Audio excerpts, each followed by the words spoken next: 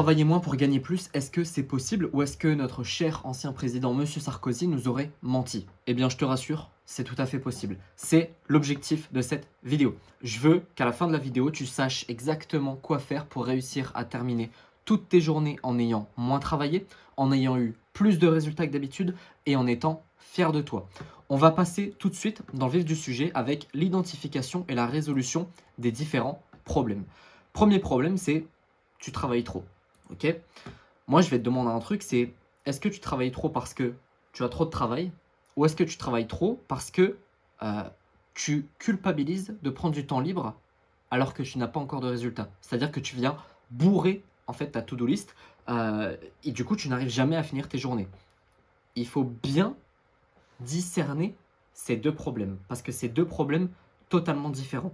L'un, ça va être un problème d'ordre entre guillemets psychologique. J'enlève les guillemets, c'est un problème d'ordre psychologique. Et l'autre, c'est juste un problème d'organisation tout simple. Dans les deux cas, je vais répondre à ces deux problématiques. Je vais te demander de comprendre ces quatre principes extrêmement simples. Tu n'as que 24 heures comme tout le monde, y compris les milliardaires. Pourquoi je dis ça? Parce qu'en fait, il y en a plein qui pensent que travailler plus, c'est gagner plus. C'est faux. Tu travailles plus intelligemment, tu vas gagner plus. C'est pas tout le monde à 24 heures. Ok?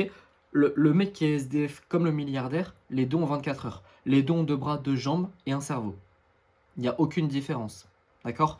Donc, tu dois comprendre que tu dois faire rentrer l'effet de levier dans ton mindset. Je m'explique. Il y a des gens qui vont gagner, par exemple, 10 000 balles en 3 jours. Pourquoi? Parce qu'ils ont juste créé un réel qui leur a pris littéralement 10 minutes. Et résultat, ils ont eu 3, 4, 5 clients en plus. Ok? Ça, c'est l'effet de levier. Donc, il n'y a plus dans l'entrepreneuriat, il n'y a pas de je travaille tant d'heures, je gagne tant. Ok? Il y a une décorrélation entre le temps et ce que tu vas gagner. Ça, si tu l'as pas compris, ça va être très compliqué pour la suite. Ensuite, ton business doit être au service de ta vie, pas l'inverse. Tu as quitté ou tu veux quitter le salariat parce que justement, tu es au service d'un patron, tu es 80% de ton temps au travail. Ça doit pas être la même chose pour ton business. Ok? Et c'est dans les moments libres que tu vas avoir les meilleures idées. Personnellement, et je pense que c'est le cas pour 99% des gens, toutes les idées que j'ai eues, que ce soit des idées de lead magnet, des idées de vidéos YouTube, de challenge, de trucs comme ça, des outils à proposer à mes élèves, je les ai eus quand je faisais toute autre chose. Une vraie activité, pas je suis en train de méditer et je réfléchis et tout, non. C'est par exemple je vais jouer aux jeux vidéo et là d'un coup, bam, l'idée elle me vient dans la tête. C'est dans ces moments-là que tu vas avoir les meilleures idées. Mais en fait, si tu es tout le temps focus sur ton travail comme ça, comme un zombie, il n'y a aucune idée qui va te venir. Et le repos est plus important que le travail. Ça, si tu ne le comprends pas, tu vas bientôt avoir un burn-out qui va te faire comprendre cette phrase-là. J'espère pour toi que tu vas pas arriver jusqu'à là, mais il y en a qui vont y arriver parce qu'ils vont pas m'écouter ou écouter ceux qui ont plus d'expérience. Problème, tu n'arrives pas à finir ta to-do list. Alors, en général, c'est un problème d'organisation. Ça peut être dû à la surcharge du travail, qui est, comme je l'ai dit tout à l'heure, culpabilisation. Donc, en fait, pour te rassurer, tu vas te mettre une énorme surcharge de travail en mode, en fait, si j'ai pas de résultat, c'est pas une question de je suis bon, je suis pas bon, blablabla. Parce qu'en fait, je me donne à 100%. Donc, si j'échoue, c'est pas de ma faute. Puisqu'en fait, ma to-do list est remplie. Je travaille 10 heures par jour. Si ça rate, c'est pas de ma faute. C'est pas possible. Je travaille plus que les autres. Donc forcément, je vais réussir. Non. Non. Si tu échoues, c'est de ta faute. Si tu gagnes pas d'argent, c'est de ta faute. C'est ni la faute du marché, ni la faute de je sais pas qui. C'est toujours de ta faute. Ok? Donc demande-toi et réponds à cette question sincèrement. Hein. Est-ce que tu te mets une surcharge de travail pour te rassurer? Si la réponse est oui, il va falloir travailler dessus. Ok? Parce qu'en fait, c'est pas en travaillant 10 heures par jour que tu vas réussir à avancer plus vite. C'est pas en mettant je ne sais combien de tâches dans ta 1, 2, 3 to-do list que tu vas avancer plus vite et au contraire, tu vas certainement te taper un burn-out. Quand tu te taperas un burn-out et quand tu ne pourras plus travailler pendant 3 semaines, 4 semaines, 6 semaines, est-ce que ton business va encore avancer? Je pense pas. Donc en fait, il vaut mieux travailler, je sais pas moi, 4 heures par jour et tenir pendant 5 ans plutôt que de taffer t'as fait 10 heures par jour pendant 6 mois et faire un burn-out. Ok? Et en plus, pas profiter de ta vie. Et après, je sais pas, t'as des gens qui meurent dans ta famille et tu vas dire, ah bah zut alors, moi j'étais focus sur mon business. Bah oui, mais connard, ton business, c'est pas toute ta vie. Comme je l'ai dit, ton business doit être au service de ta vie, pas l'inverse. 20-80, analyse en détail ce qui te rapporte des résultats. On va en parler après, c'est un sujet extrêmement intéressant. Si ce n'est pas une surcharge de travail, ça peut être un problème de focus. Parfois, c'est les deux. Alors là, si c'est les deux, il faut vite régler le problème. Le focus, c'est par exemple, tu es dans un environnement qui n'est pas calme. Et donc, tu ne vas pas réussir à être productif, à être concentré. Le téléphone, c'est un giga problème. Pas tant que ça chez les plus de 30 ans, mais chez les moins de 30 ans, c'est catastrophique. C'est le truc qui peut soit te propulser dans ta vie, soit totalement niquer ta vie. Donc ton téléphone, quand tu n'as pas à t'en servir pour ton business, mets-le loin, loin, loin, loin. Tu le mets, je sais pas, dans ta chambre et tu vas travailler dans ton bureau. Ok, mais tu le mets le plus loin possible de toi, silencieux, wifi coupé et tout le bordel. Et quand on a besoin, tu réactives tout, mais dès que c'est fini, tu désactives. Et moi, ce qui m'aide à me focus, c'est de mettre des musiques, soit de bruit blanc, ou des musiques de méditation, etc., avec mon casque. Ça m'aide vraiment à rentrer dans l'état de flow et à être beaucoup plus productif. Après, ce que tu peux faire si tu n'as pas envie de mettre de musique parce que ça te déconcentre, casque anti-bruit. En fait, le but, c'est de travailler et d'être dans ta bulle en même temps. Et ça va vraiment, vraiment t'aider. Tu as l'impression de ne pas avancer. Alors, ça, en général, c'est une affirmation qui est fausse. Quand une personne vient me voir et me dit « Oh, j'ai l'impression de ne pas avancer », je dis « Ok, viens, on va faire le bilan. » Donc là, c'est ce qu'on va faire. Analyse de ta progression globale, passée et future. Avant, par exemple, regarde tout ce que tu as fait depuis, là on est en juillet, donc les 7 premiers mois de l'année, qu'est-ce que tu as accompli? Est-ce que tu as réussi à avoir une routine de travail? Si tu ne sais pas ce que c'est, regarde mes autres vidéos, j'en parle tout le temps. Est-ce que tu as réussi à publier ta première vidéo YouTube? Est-ce que tu as réussi à créer ton lead magnet? Est-ce que tu as réussi à créer ta page de vente? Ok, admettons tout ça c'est ok. Maintenant, ce qui te reste à faire, par exemple, créer un PDF à forte valeur ajoutée pour mes élèves. Ça peut être intéressant. Petite parenthèse, ça augmente la valeur de ton accompagnement. C'est un truc de fou. Bref. Prendre la formation offerte de Martin, est-ce que ça c'est fait? Normalement, c'est censé être fait. Et oui, si tu me suis depuis quelques temps, tu le sais déjà, mais je propose une formation gratuite que j'ai nommée le programme Initiation, dans lequel je te montre comment créer une audience qualifiée en 30 jours sur Instagram. Si tu la prends, tu seras automatiquement ajouté à ma liste email et donc tu recevras un conseil business tous les jours à 18h. Le lien est dans ma description et dans le premier commentaire épinglé. Je te conseille de mettre en pause la vidéo et de la prendre dès maintenant pour ne pas l'oublier. Et si tu veux aller plus loin et que tu as besoin de conseils personnalisé, tu peux réserver ton coaching offert de 30 minutes. Je vais répondre à absolument toutes tes questions pour que tu repartes avec le plus de valeur possible. Le lien est également dans ma description et dans le premier commentaire épinglé. Donc vraiment, prends la formation parce que ça va vraiment t'aider. Ensuite, atteindre les 10 000 abonnés sur Instagram, ça peut être un objectif futur. Créer une story à la une YouTube, ça peut aussi être un objectif pour le futur. Et en fait, tout ça, tu imagines que le avant-après, là, c'est pas noté. Que ici les cases sont vides, tu vois, elles sont pas cochées. Et là, c'est marqué année 2024. Ok? Là, tu marques déjà tout ce que tu as accompli et tout ce qui te reste à accomplir. Et à la fin de l'année, tu vas dire, ah, en fait, en vrai de vrai, c'est un truc de fou tout ce que j'ai fait. Ok? Et parfois, ça peut être juste l'effet cumulé. Par exemple, sortir une vidéo par semaine sur YouTube, c'est ce que je fais. Ça paraît peu pour certains, ça paraît énorme pour d'autres. Pour moi, c'est normal, on va dire normal. Sauf que sur une année, ça fait 52 vidéos. C'est énorme. Énorme. L'effet cumulé de toutes ces vidéos, c'est un truc de fou. D'accord? Il faut savoir qu'une vidéo YouTube, ça fait des vues pendant des mois et des mois entiers. Une fois qu'elle est bien rankée sur un terme de recherche, ça fait des vues tout le temps. Et donc, c'est super intéressant pour le business. Je vais en parler aussi après par rapport aux tâches et par rapport aux priorités qu'il faut avoir, mais ça, c'est un truc dont je peux être fier, par exemple. Et donc, si je me disais dans ma tête, je n'avance pas, eh ben, je fais ça, je regarde, tiens, année 2023, combien j'ai fait de vidéos? Année 2024, combien j'ai fait de vidéos? Et là, en fait, je vais me dire, putain, j'ai déjà accompli une montagne de travail. Ensuite, tu as du mal à t'organiser. Pour l'instant, comme tu vois, on n'a pas vraiment parlé d'organisation. Ok? Pour l'instant, on a surtout parlé du mindset. Parce que c'était mon cas. Hein. Et ça l'est peut-être encore d'ailleurs. Mais moi, j'essaie de me corriger, de faire un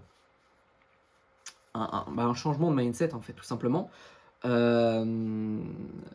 J'ai eu des grosses phases où mes to-do list, elles étaient interminables. Mais quand je dis interminable, c'est réellement interminable. J'aurais pu faire une journée de 15 heures, je l'aurais pas terminé ma to-do list en étant focus. Ok, c'était impossible.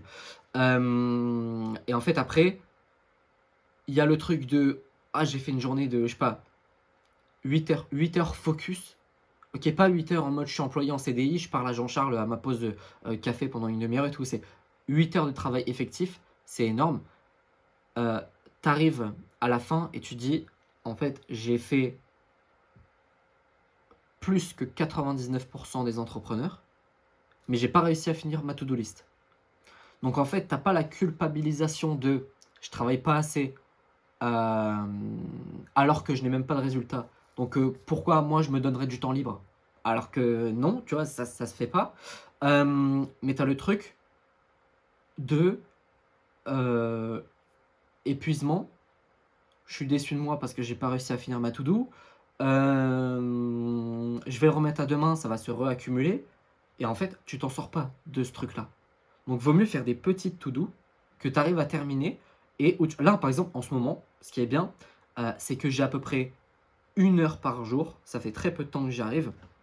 Mais je vais tenir ce truc. Je vais en parler dans le truc d'organisation, mais normalement, il faut se mettre des blocs de temps dans ta semaine. Par exemple, le jeudi, par exemple, pour mon cas, le jeudi après-midi, c'est bloqué. C'est-à-dire que c'est le moment où je vais publier ma vidéo YouTube, faire ma miniature, etc. Le mercredi, c'est mercredi après-midi, c'est le tournage. Mardi, ça va être le script. Et j'ai des temps comme ça qui sont bloqués. Là, ce que j'arrive à faire en plus de ces temps qui sont bloqués, c'est de me laisser 1 heure de temps libre spécifique au business. Et ça, c'est ultra intéressant. C'est-à-dire que je finis ma to-do, je regarde mon PC, et je me dis, bon, normalement, je travaille, ça dépend des jours, mais par exemple, jusqu'à 17h, et il est 16h. Qu'est-ce que je fais? Et là, ça me laisse de la place pour être créatif, pour faire des petits, je sais pas, moi, des petits bonus pour mes élèves, etc.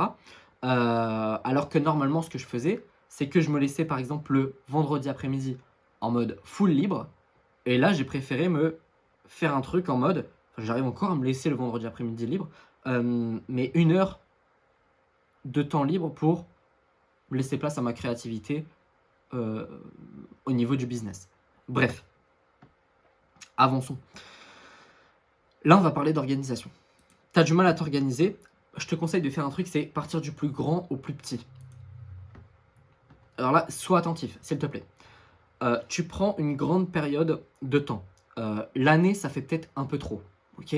Moi, je préfère prendre des trucs en mode 6 mois. Par exemple, là, on est en juillet. Je peux me dire, bah voilà, 31 décembre, il faut que j'ai créé une formation en ligne, ce que j'ai déjà, mais un support vidéo pour l'accompagnement. Parenthèse, à quoi ça sert de faire un support vidéo? C'est-à-dire que quand tu as 10 élèves, par exemple, moi je fais que du one-to-one. Dans mes coachings, je fais que du coaching personnalisé. Il y a plein de trucs que j'ai la flemme de répéter 10 fois. Par exemple, si j'ai 10 élèves en même temps, donc je vais dire, écoute, tu regardes le module, je sais pas moi, 2 de la partie tata, et au moins tu sais de quoi on va parler pendant le call. Et c'est ultra pratique. Bref, créer une formation en ligne, donc le support vidéo pour ton accompagnement. Tu viens, j'ai pas le mot, pas disséquer, mais on va dire diviser cette période-là en mois. Donc, tu vas créer un module par mois, ce qui fait qu'il y aura 6 modules en tout.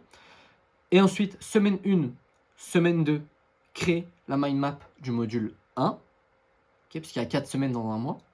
Semaine 3, semaine 4, tourner les vidéos. Déjà, jusque-là, j'aimerais que tu comprennes bien. Exemple réel, ça dépend à quel moment tu regardes la vidéo, mais là, au moment où elle va être publiée, on est en juillet, ok?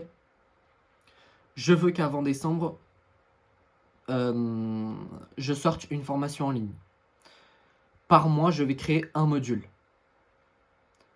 La semaine 1 et la semaine 2 de mon mois, je vais créer la mind map du module 1 pour le premier mois. Et ainsi de suite, t'as compris? Semaine 3, semaine 4, tourner les vidéos. Donc le tournage simple de ma formation. Putain, je bégaye, c'est un truc de fou. Semaine 1, semaine 2, le mardi et le jeudi après-midi, je fais ma mind map. Semaine 3, semaine 4, le mardi et le jeudi après-midi, tournage. Tout à l'heure, je t'ai dit qu'on bloquait des blocs de temps, justement. C'est exactement ce que tu dois faire.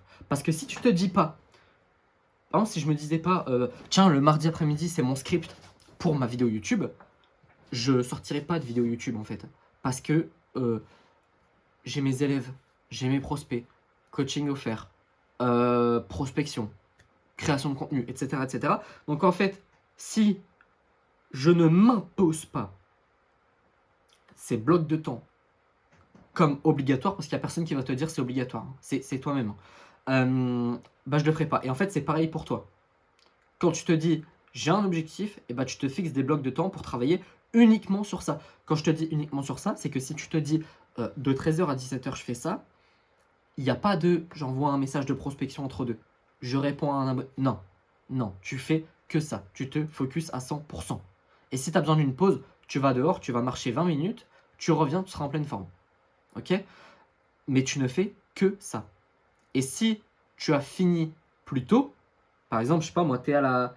En fait, semaine 1, tu as déjà fini de créer la mind map.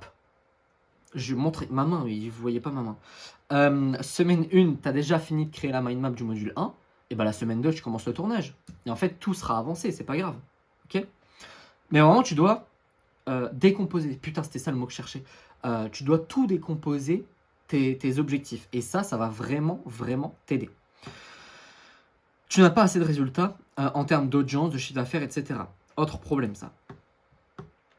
Et ma question, c'est est-ce que tes actions sont cohérentes? J'ai pris un accent de je sais pas où. Est-ce que tes actions sont cohérentes par rapport à ton niveau de business et tes objectifs? 80% des choses qui sont présentes sur ta to-do doivent te rapprocher de tes objectifs. Je rajoute un truc. 80% des choses qui sont présentes sur ta to-do ne servent à rien.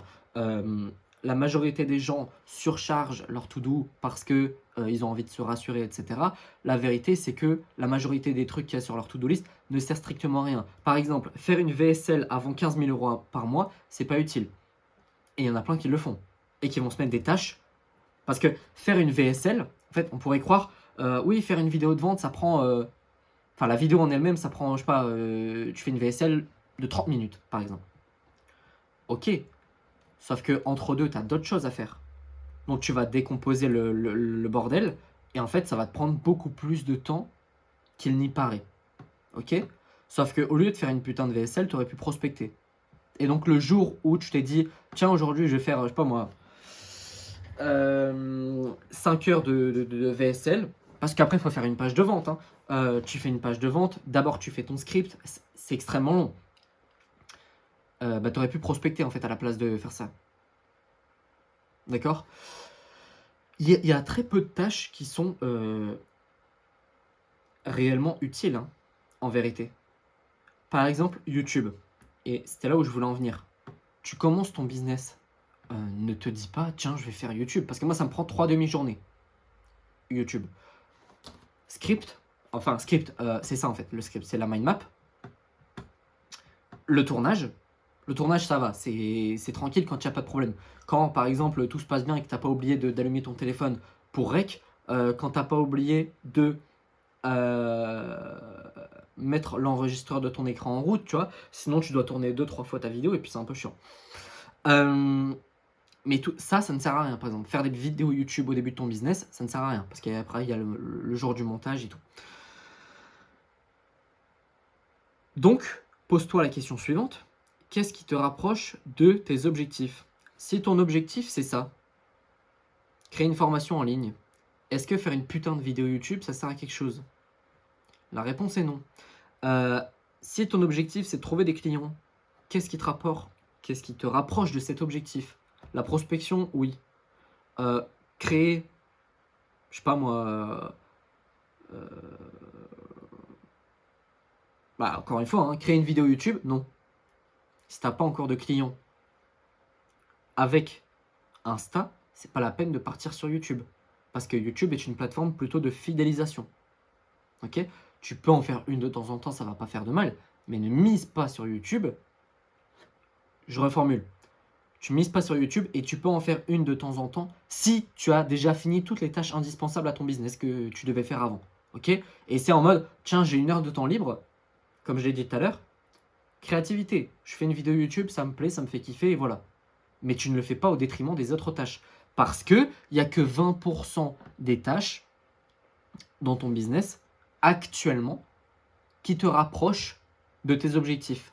Donc, je rajoute un truc.